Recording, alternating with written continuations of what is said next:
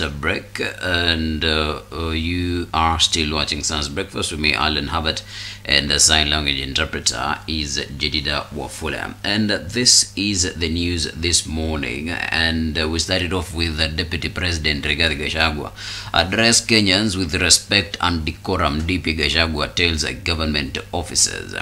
Deputy President Gachagua has urged public servants to respect Kenyans as they address challenges facing the country. Speaking on Tuesday after addressing the 36th General Conference of the International Scientific Council of the Trypanosomiasis Research and Control in Mombasa, Deputy President said Kenyans deserve to be treated with respect and listened to all the time, more so during difficult times. And I want to encourage all of us who are given the privilege to serve to do so with passion and commitment for the Kenyan people, for the African people. Again, and as I said on Sunday, those of us who have been given the privilege to serve, do so with humility. Have empathy with the people that you take care of. Respect those under you. Address them with respect and decorum. It costs you nothing. Nothing, absolutely nothing. Because people are people. So those of us who are here, who lead this or that organization, those placed under your care, please treat them with respect and dignity. If you serve the people of Kenya, those are your bosses, they are your employers. Dignify them by the way you address them. Even when there are challenges, remain calm and steady and address problems in a humane and humble manner so that those who are victims of that challenge can feel understood and empathized. That is a hallmark of leadership. We're from the Deputy President now to President Ruto attends UNGA Summit in New York. Now, the 78th United Nations General Assembly began in New York, USA, with the official opening addressed by US President Joe Biden. On the same, the President also met up with Ukrainian President Volodymyr Zelensky, who invited him to visit Kiev. Here are the two stories. The United Nations must continue to preserve peace, prevent conflict, and alleviate human suffering. And we embrace nations stepping up to lead new ways and to seek new breakthroughs on hard issues. For example, on Haiti, the Caribbean community is facilitating a dialogue among Haitian society. I thank President Ruto of Kenya. I thank him for his willingness to serve as the lead nation of a UN-backed security support mission. I call on the Security Council to authorize this mission now. The people of Haiti cannot wait much longer.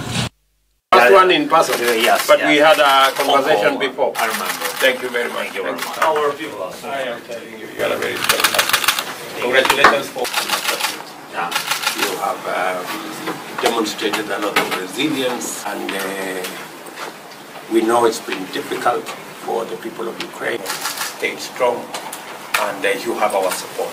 As I told you, my brother, we believe in a world order that is based on rules. And the delegation from our continent, when they came to make a visit to you, move on with all the things that we have to do. Thank you very much for getting a few moments. Thank you. Please pass message to First Lady. Thank you for that she participated with your team to come any available time and to come to Kiev, and you will hear and see attitude to your country and to you. We see you, and all our people, you know, they became in the world. They had to be strong and to hear all the voices, and that's why you have to know that they. And you're right. Of course, all of us need it, and of course. In Denmark, then in Jeddah, in Saudi Arabia, and now we are preparing the third one. Away from the UNGA and the invitation to Kyiv, remitting Kenyan shillings 25 million mortgage payment to his own company, why Ezra Chiloba was suspended.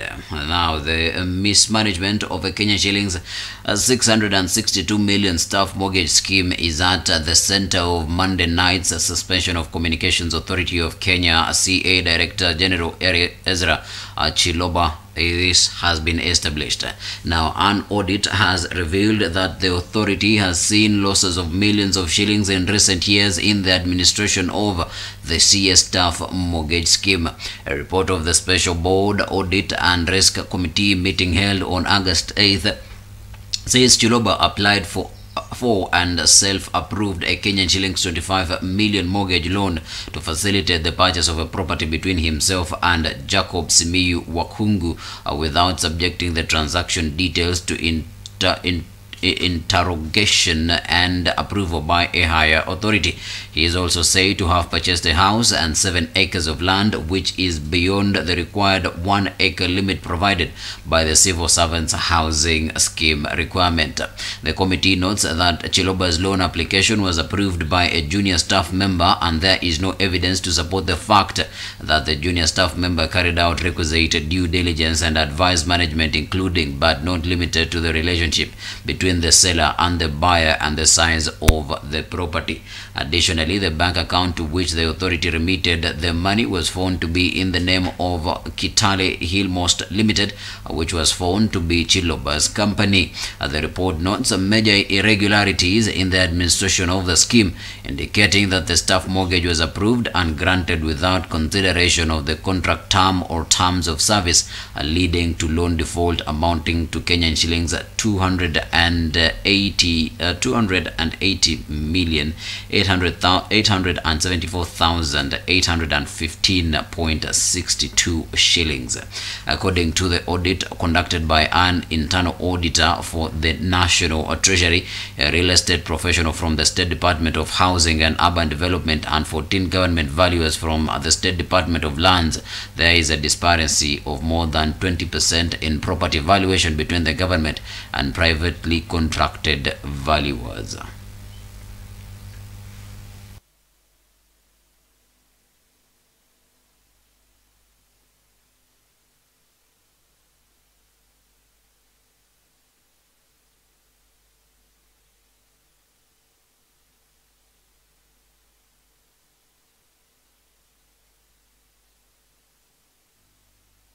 Chiloba. Now to Kenyans flock Tanzania to buy reasonably cheap fuel. Now, Kenyan motorists are now flocking petrol stations in neighboring Tanzania to buy lower priced fuel. The exodus by Kenyan motorists has led to a decline in sales on the Kenya side, the retailers asking the government to intervene in order to save their businesses. Hapo ndio afueni kuliko vitu pia ni bei rahisi.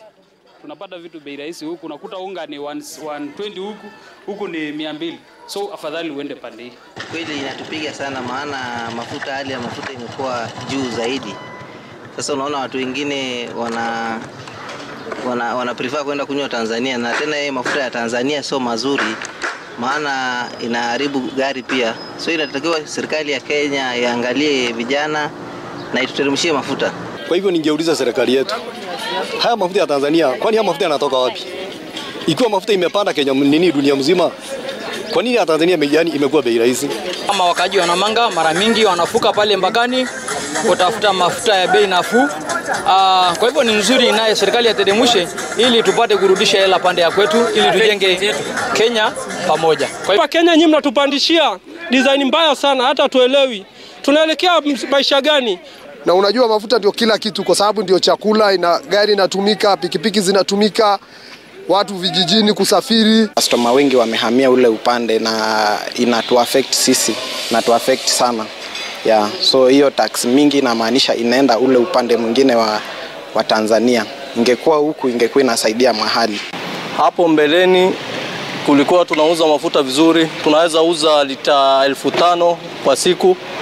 Kuanzia mafuta ipande, watu wameanza kutukimbia, wamevuka boda wanaenda kunywa Tanzania.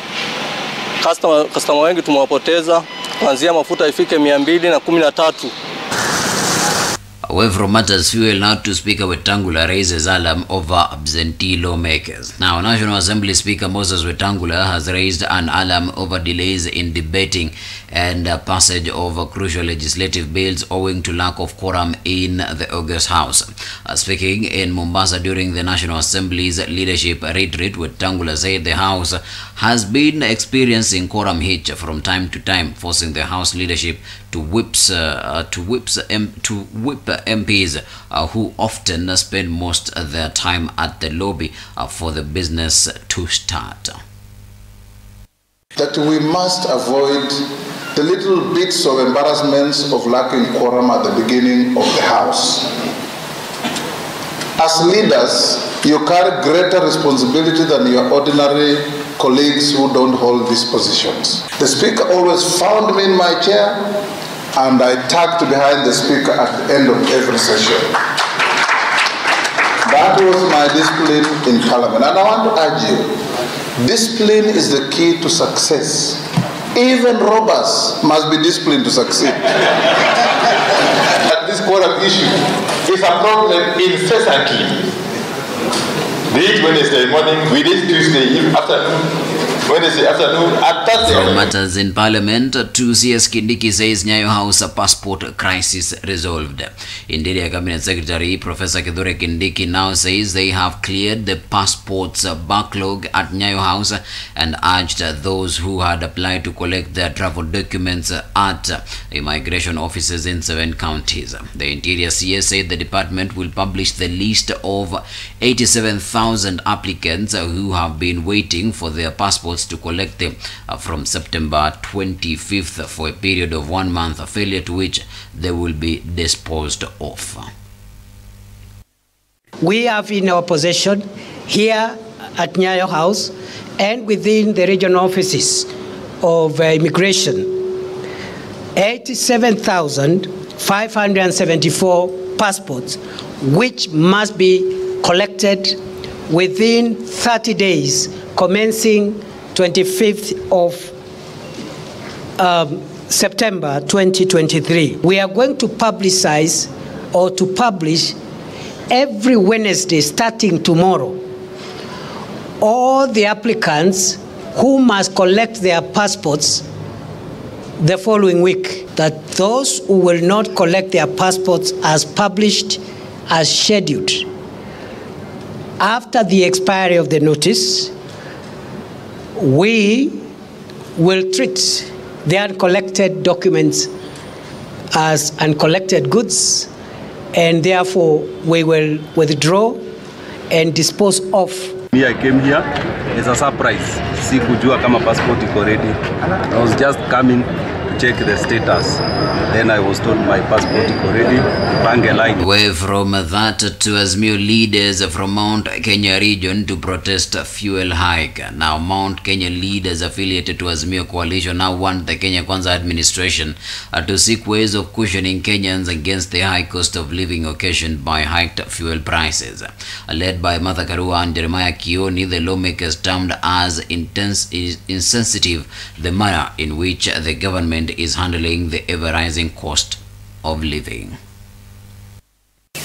Hiking the price of kerosene by 33 shillings at one go is totally insensitive. And we notice this is happening when Kenyans are already under a burden of high taxation and worsening economic conditions. It is also a time of high joblessness. I think we all witnessed in Embakasi yesterday thousands who came looking for only 350 jobs. So we know this is a time when most households do not even have a single person having formal employment. We therefore feel that this is insensitive and against the people. The cost of living is on the table.